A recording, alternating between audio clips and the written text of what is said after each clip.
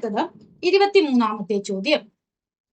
The base perimeter of a square pyramid is 80 centimeters and its slant height is 26 centimeters. Find the base edge of the pyramid. Calculate its total surface area. Find the volume of the pyramid. Okay. അപ്പൊ ഇവിടെ നമുക്കൊരു square പിരമിഡിനെ കുറിച്ചാണ് ചോദ്യം. അപ്പൊ നമുക്കൊരു rough ആയിട്ട് ഒരു square pyramid വരയ്ക്കാം.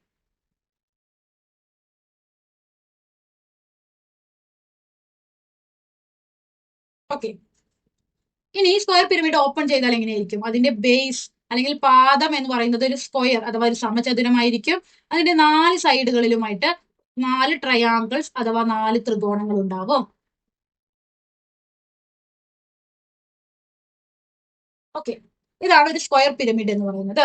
ഇനി ഇവിടെ ആദ്യം തന്നിട്ടുള്ളത് ഈ സ്ക്വയർ പിരമിഡിന്റെ ബേസ് പെരിമീറ്റർ അഥവാ പാദ ചുറ്റളവ് എന്ന് പറയുന്നത് 80 സെന്റിമീറ്റർ ആണെന്ന് തന്നിട്ടുണ്ട്. ബേസ് പെരിമീറ്റർ എന്ന് പറയുന്നത് എന്താണ്? അതായത് ഇതിന്റെ ബേസ് അല്ലെങ്കിൽ പാദം എന്ന് പറയുന്നത് ഒരു സ്ക്വയർ അഥവാ ഒരു സമചതുരമാണെന്ന് പറഞ്ഞു. ഈ സ്ക്വയറിന്റെ പെരിമീറ്റർ അഥവാ ചുറ്റളവാണ് ബേസ് പെരിമീറ്റർ. ഓക്കെ, ഇതിന്റെ ഓരോ സൈഡുകളെ നമ്മൾ ബേസ് എഡ്ജ് എന്നാണ് പറയുക അഥവാ പാദവക്ക്. ഓക്കെ, അതിനെ നമ്മൾ സ്മോൾ ലെറ്റർ എ കൊണ്ടാണ് സൂചിപ്പിക്കുക. ഓക്കെ, അങ്ങനെ ഇതിന്റെ ബേസ് പെരിമീറ്റർ എന്ന് പറയുന്നത് അപ്പൊ എന്താണ്? ഇതിന്റെ ചുറ്റളവ്, അതായത് ഇതിന്റെ 4 സൈഡും കൂട്ടിയതായിരിക്കും. അപ്പൊ നമുക്ക് എങ്ങനെ എഴുതാം? A plus A plus A plus A, 4 സൈഡും കൂട്ടിയതിനെയാണ് നമ്മൾ ബേസ് പെരിമീറ്റർ 80 സെന്റിമീറ്റർ. അപ്പൊ ഇതിന് നമുക്ക് എങ്ങനെ എഴുതാം? 4a എന്ന് എഴുതിക്കൂടെ? 4a ഈക്വൽ ടു 80 സെന്റിമീറ്റർ എന്നാണ് അവിടെ തന്നിട്ടുള്ളത്. ഓക്കെ, രണ്ടാമതായി തന്നിട്ടുള്ളത് ഈ സ്ക്വയർ പിരമിഡിന്റെ സ്ലാന്റ് ഹൈറ്റ് അഥവാ ചെരിവ് ഉയരം 26 സെന്റിമീറ്റർ ആണെന്നാണ് തന്നിട്ടുള്ളത്. സ്ലാന്റ് ഹൈറ്റ് അഥവാ ചെരിവ് ഉയരം 26 സെന്റിമീറ്റർ. ഈ ഒരു സ്ക്വയർ പിരമിഡിന്റെ സ്ലാന്റ് ഹൈറ്റ് എന്ന് പറയുന്നത് ഈ ഒരു ഹൈറ്റ്. ഓക്കെ, ഈ ഒരു ഉയരത്തെയാണ് സ്ലാന്റ് ഹൈറ്റ് എന്ന് പറയുന്നത്. ഈ ഒരു ഫിഗറിലാണെങ്കിൽ ഈ ഒരു ലെങ്ത് ആണ് സ്ലാന്റ് ഹൈറ്റ്. അതിനെ സ്മോൾ ലെറ്റർ എൽ കൊണ്ടാണ് സൂചിപ്പിക്കുക, 26 സെന്റിമീറ്റർ. ഇനി ആദ്യത്തെ ചോദ്യം എന്താണ്? Find the base edge of the pyramid. ഈ സ്ക്വയർ പിരമിഡ് അഥവാ സമചതുര സ്തൂപികയുടെ ബേസ് എഡ്ജ് കണ്ടുപിടിക്കണം. ബേസ് എഡ്ജ് എന്ന് പറഞ്ഞാൽ എന്താണ്? പാദവക്ക്. അതായത് ഈ സ്ക്വയറിന്റെ ഓരോ സൈഡ് ലെങ്തിനെയാണ് നമ്മൾ ബേസ് എഡ്ജ് അല്ലെങ്കിൽ പാദവക്ക് എന്ന് പറയുന്നത്. അപ്പൊ നമ്മൾ പറഞ്ഞു അതിന്റെ സ്മോൾ ലെറ്റർ എ കൊണ്ടാണ് സൂചിപ്പിക്കുക. അപ്പൊ നമുക്ക് എങ്ങനെ എഴുതാം? ബേസ് എഡ്ജ് അഥവാ പാദവക്ക് എന്ന് പറയുന്നത് സ്മോൾ ലെറ്റർ എ ആണ്. അത് എത്രയാണ്? ഇവിടെ നമുക്ക് തന്നിട്ടുണ്ട്. അതായത് ബേസ് പെരിമീറ്റർ 80 സെന്റിമീറ്റർ ആണെന്ന് തന്നിട്ടുണ്ട്. ബേസ് പെരിമീറ്റർ എന്ന് പറയുന്നത് ആ സ്ക്വയറിന്റെ ചുറ്റളവ്, അതായത് 4 സൈഡും കൂട്ടിയത്. അപ്പൊ നമ്മൾ 4a കൂട്ടിയത് 80 സെന്റിമീറ്റർ എന്ന് എഴുതി. അതായത് 4a ഈക്വൽ ടു 80 സെന്റിമീറ്റർ എന്ന് എഴുതി. ഇതിൽ നിന്ന് നമുക്ക് a കണ്ടുപിടിച്ചൂടെ? ഈ 4 സൈഡിലേക്ക് പോയാൽ 80 ഹരിക്കണം 4 എത്ര വന്നു? 20 സെന്റിമീറ്റർ എന്ന് കിട്ടിയില്ലേ? അപ്പൊ നമുക്ക് എന്ത് പറയാം? ബേസ് എഡ്ജ് എ എന്നത് എത്രയാണ്? 20 സെന്റിമീറ്റർ.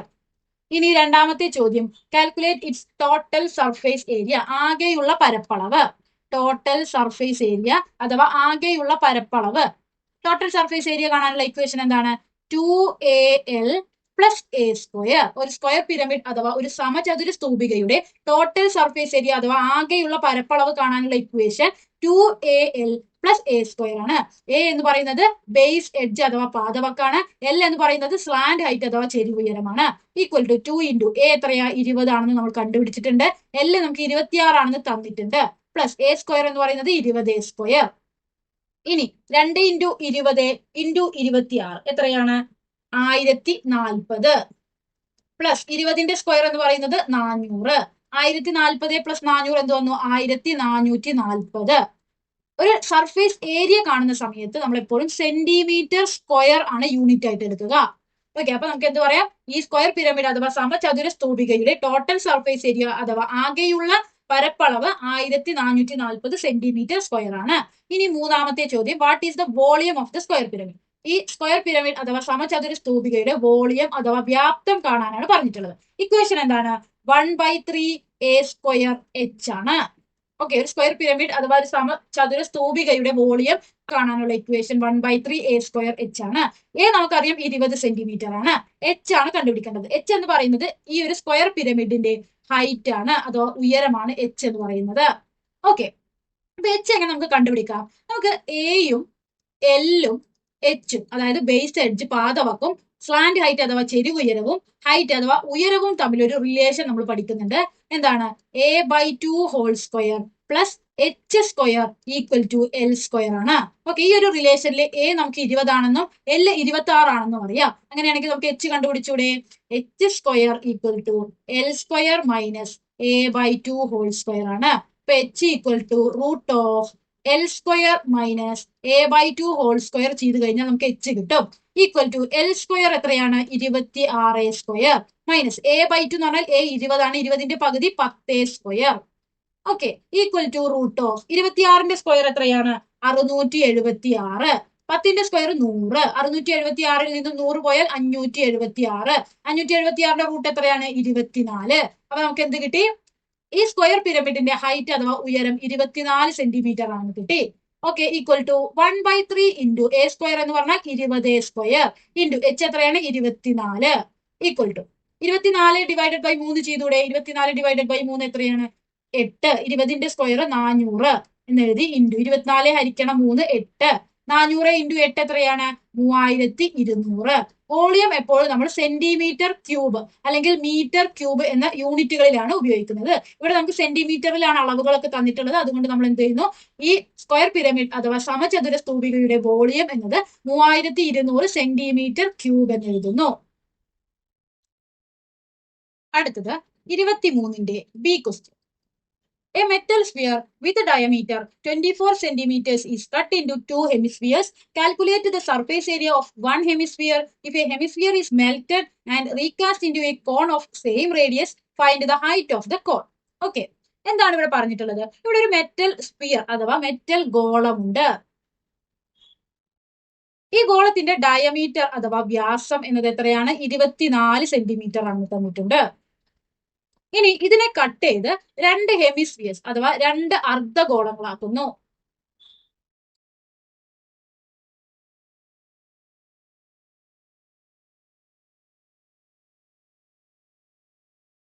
ഓക്കെ, അപ്പോ ഇനി ഇതിന്റെ ഡയമീറ്റർ അഥവാ വ്യാസം നമുക്ക് തന്നിട്ടുണ്ട് 24 സെന്റിമീറ്റർ ആണ്. അങ്ങനെയെങ്കിൽ ഈ ഗോളത്തിന്റെ റേഡിയസ് അഥവാ ആരം എത്രയായിരിക്കും? ഡയമീറ്ററിന്റെ പകുതി ആയിരിക്കില്ലേ? 24ന്റെ പകുതി എന്ന് പറഞ്ഞാൽ 12 സെന്റിമീറ്റർ. അതായത് ഈ സ്ഫിയറിന്റെ റേഡിയസ് അഥവാ ആരം 12 സെന്റിമീറ്റർ ആണ്. അങ്ങനെയാണെങ്കിൽ ഈ ഹെമിസ്ഫിയറിന്റെ റേഡിയസ് അഥവാ ആരവും എത്ര തന്നെയായിരിക്കും? കാരണം ഇതിന് ഈക്വലി ഡിവൈഡ് ചെയ്യുമ്പോഴാണ് നമുക്ക് ഹെമിസ്ഫിയർ കിട്ടുക. ഇതിന്റെ റേഡിയസും എത്ര തന്നെയായിരിക്കും? 12 സെന്റിമീറ്റർ ആയിരിക്കില്ലേ? ഓക്കെ, ഇനി ആദ്യത്തെ ചോദ്യം നോക്കാം. ഒന്നാമത്തെ ചോദ്യം,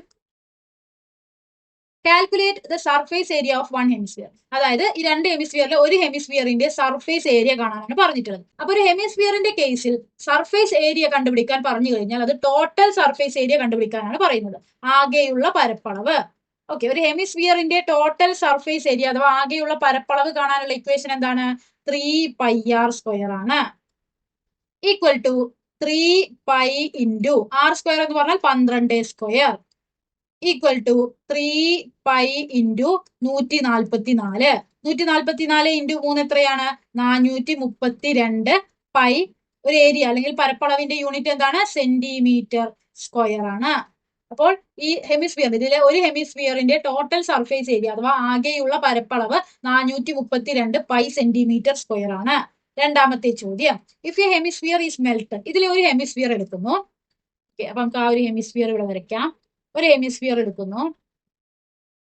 ഈ ഹെമിസ്ഫിയറിനെ മെൽറ്റ് ചെയ്ത് റീകാസ്റ്റ് ചെയ്യും. അതായത് ഇതിനെ ഉരുക്കി വീണ്ടും ഒരു കോൺ ഓഫ് സെയിം റേഡിയസ്, അതായത് ഒരു വൃത്തസ്തൂപിക ഉണ്ടാക്കുന്നു.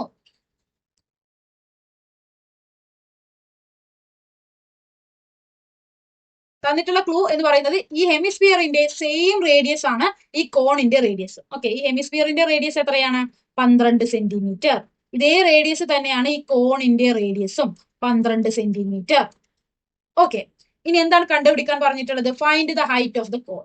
അതായത് ഈ കോണിന്റെ ഹൈറ്റ് കണ്ടുപിടിക്കാനാണ് പറഞ്ഞിട്ടുള്ളത്. അതായത് ഈ വൃത്തസ്തൂപികയുടെ ഉയരം കണ്ടുപിടിക്കാനാണ് പറഞ്ഞിട്ടുള്ളത്. എങ്ങനെയാണ് കണ്ടുപിടിക്കുക? ആദ്യം തന്നെ നമ്മൾ ഉരുക്കി റീകാസ്റ്റ് ഒക്കെ ചെയ്യുന്ന സമയത്ത് നമ്മൾ ഉപയോഗിക്കുന്നത് വോളിയമാണ്. ഓക്കെ, അതായത് നമുക്ക് ഹെമിസ്ഫിയറിന്റെ അഥവാ ഈ അർദ്ധഗോളത്തിന്റെ വോളിയം അഥവാ വ്യാപ്തം കണ്ടുപിടിക്കണം. ഒരു ഹെമിസ്ഫിയറിന്റെ വോളിയം കാണാനുള്ള ഇക്വേഷൻ എന്താണ്? 2/3 പൈ r ക്യൂബ് അല്ലേ? Equal to 2/3 pi into 12 cube equal to 2/3 pi into 12ന്റെ ക്യൂബ് എത്രയാണ്? 1728. 12 ഇൻറ്റു 12 ഇൻറ്റു 12 ചെയ്താൽ കിട്ടും. ഓക്കെ, ഇനി 1728 ഹരിക്കണം 3 എത്രയാണ്? 576 ആണ്. 576നെ ഇൻറ്റു 2 ചെയ്ത് കഴിഞ്ഞാൽ 1152 പൈ സെന്റിമീറ്റർ ക്യൂബ് എന്ന് കിട്ടും. കാരണം വോളിയം നമ്മളെപ്പോഴും സെന്റിമീറ്റർ ക്യൂബിൽ വേണം എഴുതാനായിട്ട്. ഓക്കെ, അപ്പൊ നമുക്ക് എന്ത് കിട്ടി? ഈ ഹെമിസ്ഫിയർ ഉരുക്കിയ സമയത്ത് നമുക്കൊരു ലിക്വിഡ് ഫോമോ അങ്ങനെ ഏതെങ്കിലും ഒക്കെ ആയിട്ട് ഇമാജിൻ ചെയ്യാം. ഓക്കെ, ഒരു വെള്ളം പോലെ ഒരു 1152 പൈ സെന്റിമീറ്റർ ക്യൂബിലുള്ള ഒരു ലിക്വിഡ് കിട്ടുന്നു. ഓക്കെ, ഇനി ആ ലിക്വിഡിനെ നമുക്ക് വീണ്ടും എന്ത് ചെയ്യണം? റീകാസ്റ്റ് ചെയ്യണം ഒരു കോണിലേക്ക്, അഥവാ ഒരു വൃത്ത സ്തൂപികയിലേക്ക് നമ്മൾ അതിനെ വീണ്ടും റീകാസ്റ്റ് ചെയ്യുകയാണ്. അങ്ങനെയാണെങ്കിൽ ഈ കോണിന്റെ ഈ ഒരു വൃത്ത സ്തൂപികയുടെ വോളിയം അഥവാ വ്യാപ്തവും എത്ര തന്നെ ആയിരിക്കും? 1152 തന്നെ ആയിരിക്കില്ലേ? കാരണം ഈ ഹെമിസ്ഫിയർ ഉരുക്കിയപ്പോൾ നമുക്ക് കിട്ടിയത് 1152 പൈ സെന്റിമീറ്റർ ക്യൂബ് ആണ്. അങ്ങനെയാണെങ്കിൽ അതുകൊണ്ട് തന്നെ ആ ഒരു ഫുൾ സാധനം കൊണ്ടാണ് നമ്മൾ എന്ത് ചെയ്യുന്നത്? കോൺ ഉണ്ടാക്കുന്നത്. അങ്ങനെയാണെങ്കിൽ ആ കോണിന്റെ വോളിയം അഥവാ വ്യാപ്തവും എത്ര തന്നെയായിരിക്കും? 1152 പൈ സെന്റിമീറ്റർ ക്യൂബ് തന്നെ ആയിരിക്കും. ഓക്കെ, ഇനി ഒരു കോണിന്റെ വോളിയം അഥവാ വ്യാപ്തം കാണാനുള്ള ഇക്വേഷൻ എന്താണ്? 1/3 പൈ ആർ സ്ക്വയർ എച്ച് ആണ്. ഈക്വൽ ടു 1152 എന്ന് എഴുതിക്കൂടെ? ഇതിലെ R നമുക്കറിയാം 12 ആണ്. അങ്ങനെയാണെങ്കിൽ ഈ ഇക്വേഷനിൽ നിന്നും എച്ച് കണ്ടുപിടിച്ചൂടെ? നമുക്ക് എങ്ങനെ എഴുതാം? എച്ച് ഈക്വൽ ടു 1152 ഹരിക്കണം 1/3. 1152 പൈ ആണ്. 1152 പൈ ഹരിക്കണം 1/3 പൈ ആർ സ്ക്വയർ എന്ന് എഴുതിക്കൂടെ? കാരണം ഈ 1/3 പൈ ആർ ഇവിടെ ഗുണനമായിട്ടാണ് നിൽക്കുന്നത്. ഈ സൈഡിലേക്ക് വന്നപ്പോൾ ഹരണമായി. പൈയും പൈയും ക്യാൻസൽ ചെയ്യുന്നു. ബാക്കി 1152 ഹരിക്കണം 1/3. ആർ സ്ക്വയർ എന്ന് പറഞ്ഞാൽ 12ന്റെ സ്ക്വയർ, കാരണം ഇവിടെ റേഡിയസ് 12 ആണ്. ഈക്വൽ ടു 1152 ഡിവൈഡഡ് ബൈ 12ന്റെ സ്ക്വയർ 144. 144 ഹരിക്കണം 3 എത്രയാണ്? 48. ഇനി 1152 ഹരിക്കണം 48 24 ആണ്. അതായത് നമുക്ക് എന്ത് കിട്ടി? ഈ കോണിന്റെ ഹൈറ്റ് അഥവാ ഉയരം എന്നത് 24 സെന്റിമീറ്റർ ആണ്. അടുത്ത ചോദ്യം 24ാമത്തെ A question. In the figure, A, B, C and D are points on the circle. PQ is the tangent through the point A. Angle PAB equal to 70 degree. Angle QAD equal to 40 degree. AD equal to CD. Find angle ACB, angle ACD, angle ADC, angle ABC. എന്താണ് തന്നിട്ടുള്ളത്? ഇവിടെ ഈ ഫിഗറിൽ സർക്കിളിൽ വരുന്ന 4 പോയിന്റുകളാണ് A, B, C, D എന്നിവ. P Q എന്നത് ഈ സർക്കിളിലെ ഒരു ടാൻജന്റ് അഥവാ തൊടുവരയാണ്. പി ക്യു എന്ന ടാൻജന്റ് സർക്കിളിലെ എ എന്ന പോയിന്റിലൂടെയാണ് കടന്നു പോകുന്നത്. ഇനി ആംഗിൾ പി എ ബി എന്നത് 70 ഡിഗ്രി ആണെന്ന് തന്നിട്ടുണ്ട്. ആംഗിൾ ക്യു എ ഡി എന്നത് 40 ഡിഗ്രിയാണ്. A D equal to C D ആണ്. അതായത് എ ഡി എന്ന ഈ ലൈനിന്റെയും സി ഡി എന്ന ഈ ലൈനിന്റെയും നീളം തുല്യമാണ്. ഇനി ഒന്നാമത്തെ ചോദ്യം, find angle A C B. A C B എന്ന കോണ് കണ്ടുപിടിക്കാൻ എ സി ബി, അതായത് ഈ ആംഗിൾ ആണ് ആദ്യം തന്നെ കണ്ടുപിടിക്കാനായിട്ട് പറഞ്ഞിട്ടുള്ളത്. ഓക്കെ, ടാൻജൻസ് അഥവാ തൊടുവരകൾ എന്ന പാഠഭാഗത്തിൽ നമ്മൾ പഠിച്ചൊരു തിയറം ഉപയോഗിച്ചാണ് ഇവിടെ അത് സോൾവ് ചെയ്യാനായിട്ട് പോകുന്നത്. അതായത് ഒരു സർക്കിൾ, ഈ സർക്കിളിന്റെ ഒരു ഔട്ട്സൈഡ് പോയിന്റ് ആണിത്. ഈ ഔട്ട്സൈഡ് പോയിന്റിൽ നിന്നും 2 ടാൻജൻസ് ഈ സർക്കിളിലേക്ക് വരുന്നു. ഓക്കെ, ഇനി ഈ 2 പോയിന്റുകളിൽ നിന്നും ഒരു കോഡ് വരുന്നു. ഓക്കെ, ഈ കോഡും ഈ ടാൻജന്റും തമ്മിലുള്ള ഈ ആംഗിളും ഈ കോഡിൽ നിന്നും വൃത്തത്തിലേക്ക് വരുന്ന ഈ കോണും തമ്മിൽ തുല്യമായിരിക്കും. ഓക്കെ, ഈ ടാൻജന്റും ഈ കോഡും തമ്മിലുള്ള ഈ ആംഗിളും ഈ കോഡിൽ നിന്നും വൃത്തത്തിലേക്ക് വരുന്ന ഈ കോണും തുല്യമായിരിക്കും. ഓക്കെ, അപ്പൊ ഇവിടെ പി ക്യു എന്ന ഈ ടാൻജന്റും അതുപോലെ ബി എ എന്ന ഈ ഒരു കോഡും തമ്മിലുള്ള ആംഗിൾ എത്രയാണ്? 70 ഡിഗ്രി അല്ലേ? ഓക്കെ, പി ക്യു എന്ന ഈ ടാൻജന്റ് അഥവാ തൊടുവരയും എ ബി എന്ന ഈ കോഡ് അഥവാ ഞാണും തമ്മിലുള്ള ആംഗിൾ 70 ഡിഗ്രിയാണ്. അങ്ങനെയെങ്കിൽ ഈ എ ബി എന്ന കോഡിൽ നിന്നും വൃത്തത്തിലേക്ക് വരുന്ന ആംഗിളും 70 ഡിഗ്രി ആയിരിക്കില്ലേ? ഓക്കെ, അപ്പൊ എ ബി എന്ന ഈ കോഡ് അഥവാ ഞാണിൽ നിന്ന് വൃത്തത്തിലേക്ക് വരുന്ന ആംഗിൾ ഏതാണ്? ആംഗിൾ എ സി ബി അല്ലേ? അതായത് ഈ ആംഗിളും 70 ഡിഗ്രിയാണ്. അപ്പൊ നമുക്ക് angle A C B 70 degree ആണെന്ന് കിട്ടി. കാരണം എന്താണ്? ഒരു ടാൻജന്റും കോഡും തമ്മിലുള്ള ആംഗിളും ആ കോഡിൽ നിന്നും വൃത്തത്തിലേക്ക് വരുന്ന ആംഗിളും തുല്യമായിരിക്കും. രണ്ടാമത്തെ ചോദ്യം, find angle A C D. A C D, അതായത് ഈ ആംഗിൾ ആണ് അടുത്തതായി കണ്ടുപിടിക്കേണ്ടത്. ഇത് നമ്മൾ അതേ തിയറം ഉപയോഗിച്ചാണ് കണ്ടുപിടിക്കുന്നത്. പി ക്യു എന്ന ഈ ടാൻജന്റ് അഥവാ തൊടുവരയും എ ഡി എന്ന ഈ കോഡ് അഥവാ ഞാണും തമ്മിലുള്ള ആംഗിൾ എത്രയാണ്? 40 ഡിഗ്രി. അതായത് എ ഡി എന്ന ഈ ഞാൻ അഥവാ കോഡിൽ നിന്നും വൃത്തത്തിലേക്ക് വരുന്ന ആംഗിളും എത്ര തന്നെയായിരിക്കും? 40 ഡിഗ്രി ആയിരിക്കും. അതായത് ആംഗിൾ എ സി ഡി എത്രയാണ്? 40 ഡിഗ്രി. ഇനി മൂന്നാമത്തെ ചോദ്യം, find angle A D C. A D C ഈ ആംഗിൾ ആണ് കണ്ടുപിടിക്കാൻ പറഞ്ഞിട്ടുള്ളത്. ഇവിടെ നമുക്ക് തന്നിട്ടുണ്ട് എ ഡിയും ഡി സിയും തുല്യമാണ്. അങ്ങനെ രണ്ട് സൈഡുകൾ തുല്യമായ ട്രയാങ്കിൾസിനെ നമ്മൾ ഐസോസിലസ് ട്രയാങ്കിൾസ് അഥവാ സമപാർശ്വ ത്രികോണങ്ങൾ എന്നാണ് പറയുന്നത്. എന്താണ് ഐസോസിലസ് ട്രയാങ്കിൾസിന്റെ പ്രത്യേകത? അവയുടെ രണ്ട് സൈഡുകളും ആ സൈഡുകൾക്ക് ഓപ്പോസിറ്റ് വരുന്ന കോണുകളും തുല്യമായിരിക്കും. ഓക്കെ, അപ്പൊ എ ഡി എന്ന ഈ സൈഡിന്റെ ഓപ്പോസിറ്റ് വരുന്ന ആംഗിൾ ആണ് 40 ഡിഗ്രി.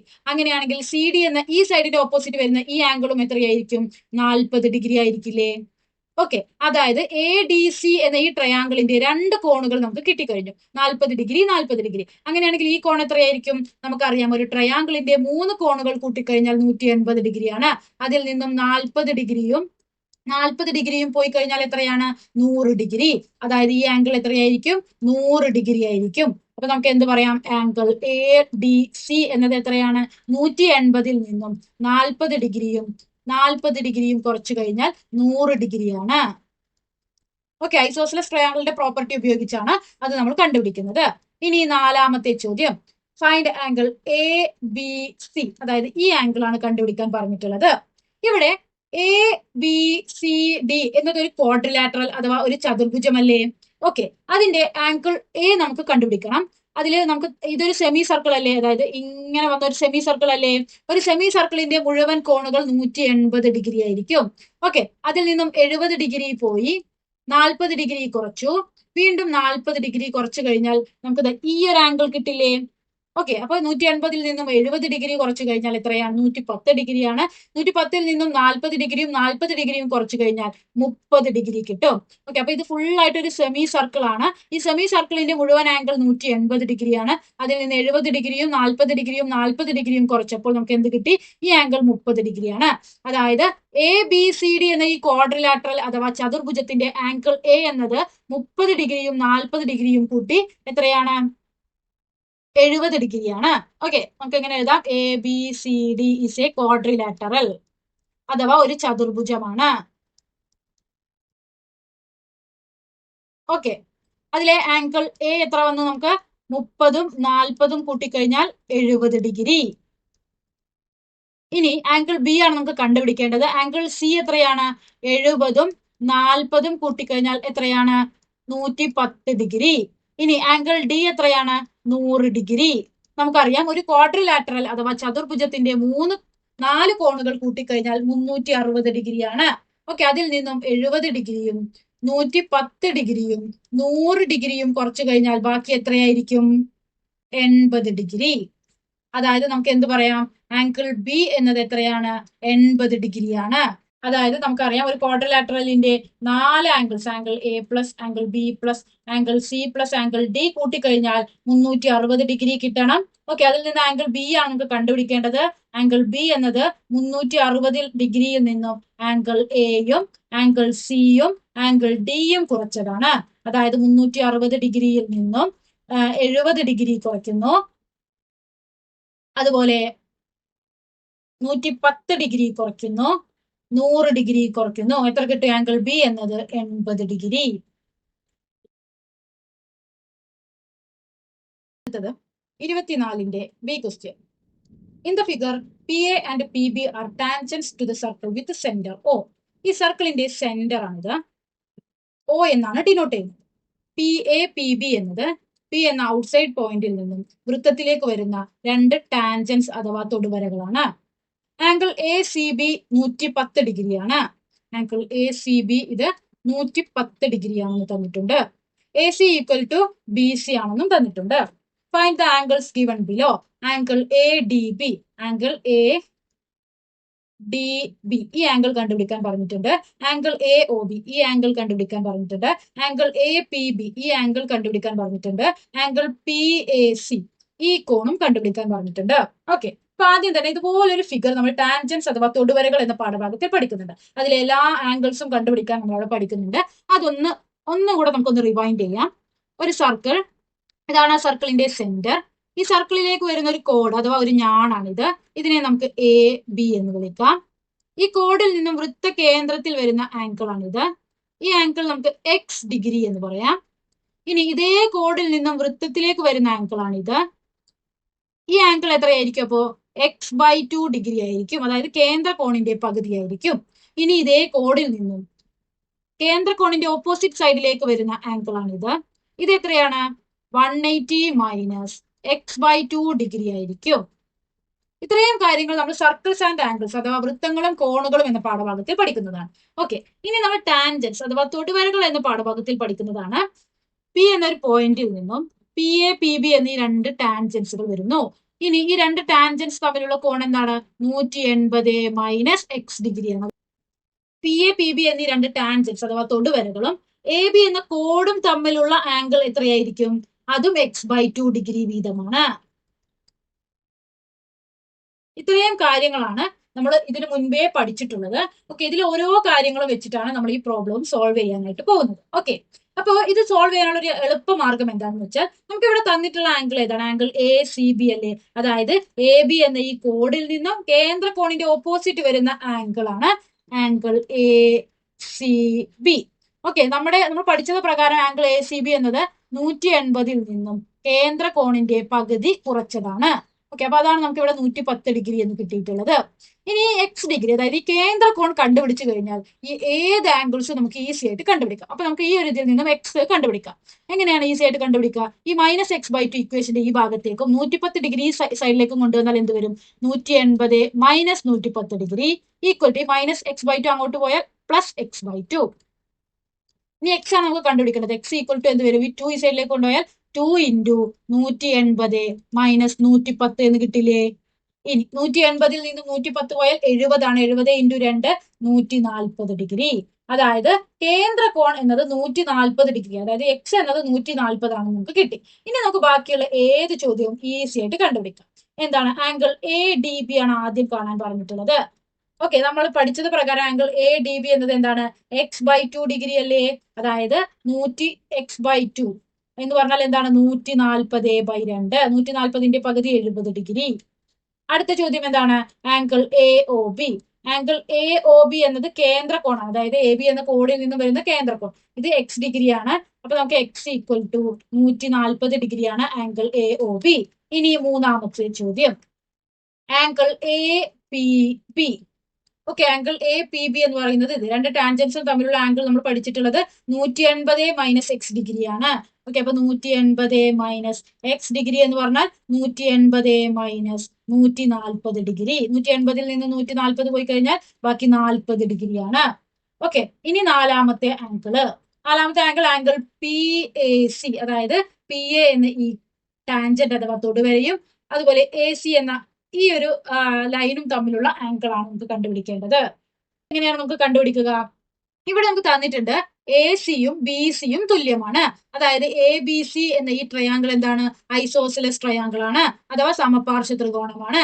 ഐസോസിലസ് ട്രയാങ്കിളിന്റെ പ്രത്യേകത എന്താണ്? അവയുടെ രണ്ട് സൈഡുകളും അതിന് ഓപ്പോസിറ്റ് ആയി വരുന്ന കോണുകളും തുല്യമായിരിക്കും. അതായത് എ സി എന്ന സൈഡിന് ഓപ്പോസിറ്റ് ആയി വരുന്ന ഈ കോണും ബി സി എന്ന സൈഡിന് ഓപ്പോസിറ്റ് ആയി വരുന്ന ഈ കോണും തുല്യമായിരിക്കും. നമുക്കറിയാം ഒരു ട്രയാങ്കിളിന്റെ 3 കോണുകൾ കൂട്ടിയാൽ 180 കിട്ടണം. അതിൽ നിന്നും 110 ഡിഗ്രി പോയി കഴിഞ്ഞാൽ ബാക്കി എത്രയാണ്? 70 ഡിഗ്രിയാണ്. അതായത് ഈ കോണും കൂട്ടിക്കഴിഞ്ഞാൽ 70 ഡിഗ്രിയാണ്. നമുക്കറിയാം ആ കോണുകൾ തുല്യമാണ്. അതുകൊണ്ട് 70ന്റെ പകുതിയായ 35 ഡിഗ്രി വീതമായിരിക്കും.